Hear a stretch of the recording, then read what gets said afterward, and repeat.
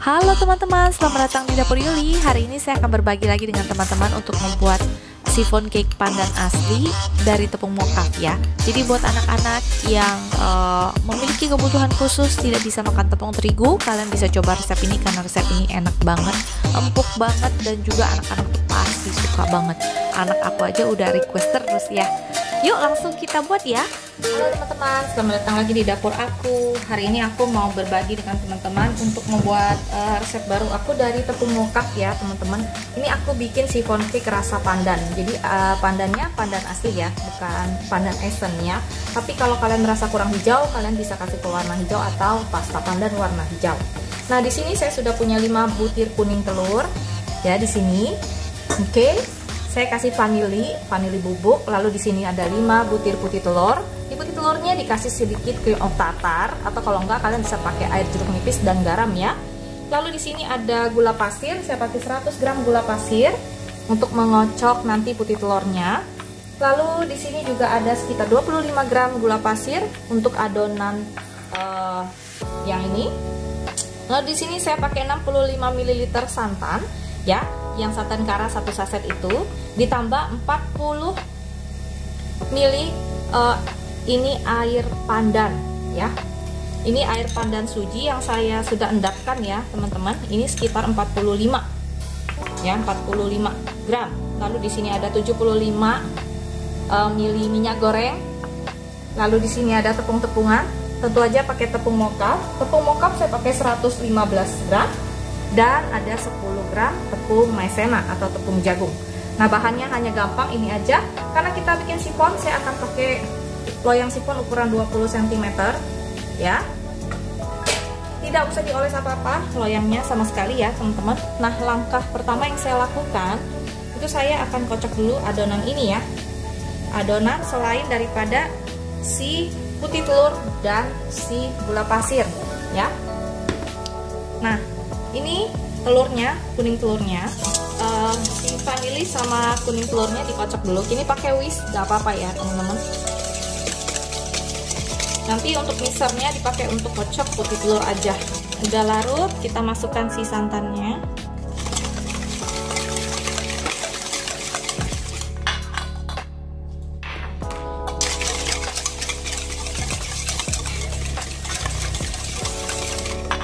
Ini kita masukkan juga pandannya, air pandan. Kalau asli itu aromanya beda ya teman-teman. Minyak gorengnya kita masukkan juga sekalian. Nah aduk sampai benar-benar tercampur rata. Masukkan si tepung-tepungnya ini ya.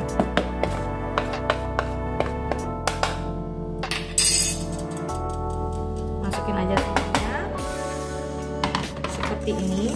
Bikin chiffon itu gampang-gampang susah ya. Gampangnya ini tinggal campur-campur aja. Bagian sulitnya biasanya tuh mengocok si putih telurnya. Untuk hijaunya lebih ke suji, untuk wanginya lebih ke pandan. Nah ini udah selesai, kita sisihkan dulu. Sebelum kita kocok putih telurnya, kita akan nyalakan ovennya ya.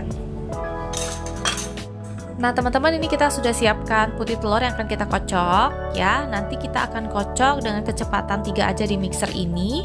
Lalu kita kocok naik dulu, baru kita kasih si gula pasirnya perlahan-lahan gitu ya teman-teman. Kita kocok sampai dia soft peak. Nah teman-teman, setelah dia agak naik dikit adonannya, langsung aja kita masukkan si gula pasirnya ini perlahan-lahan ya, sedikit demi sedikit sampai habis gini ya. Lalu kita kocok terus sampai lebih kurang kayak kira-kira 3-5 menit gitu, untuk menghasilkan adonan yang soft peak ya. Dia harus soft peak, nggak boleh hard peak ya. Nanti itu pengaruh kepada kue chiffon yang kita bikin ya.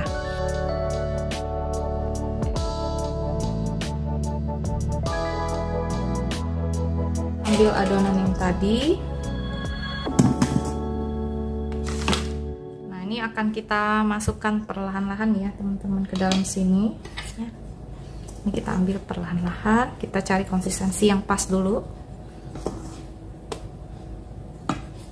Nah seperti ini, kita aduk.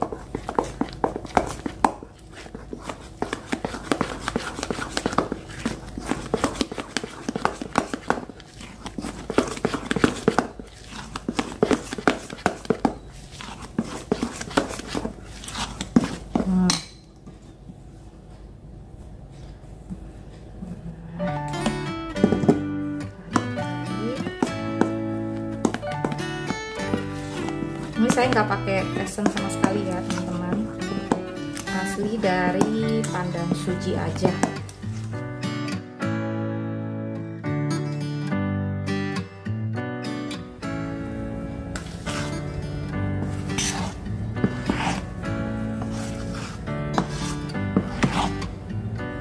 Nah ini udah jadi nih teman-teman.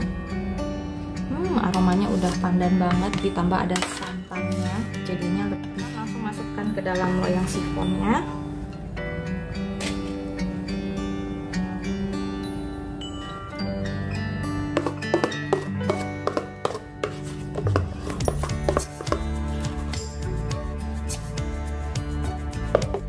Nah teman-teman, setelah kita masukkan semua ke dalam loyangnya, lalu ini adonannya kita ketok-ketok sedikit boleh supaya dia lebih rapet, nggak ada udara di dalamnya ya teman-teman. Lalu akan kita panggang ya.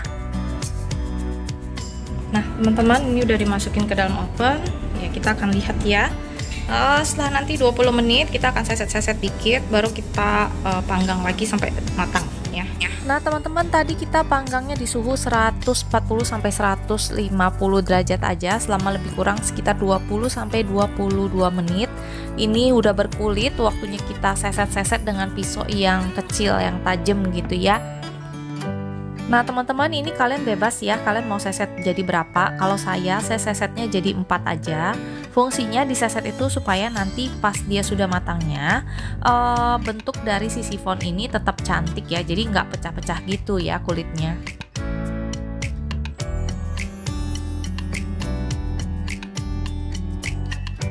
Nah teman-teman, setelah dia kita seset, kita masukkan lagi ke dalam oven dengan suhu yang sama, lalu kita panggang lagi lebih kurang sekitar 20 sampai 30 menit, tergantung oven kalian masing-masing ya. Aku pakai api bawah aja sampai benar-benar matang, baru aku pindahkan ke api atas.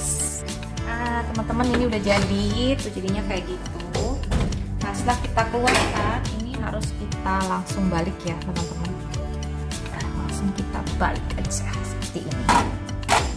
Oke, nah setelah kita balik, kita biarkan sampai dia suhu ruang dulu benar-benar dingin, baru boleh dibuka dari tempatnya lebih kurang 2-3 jam gitu ya.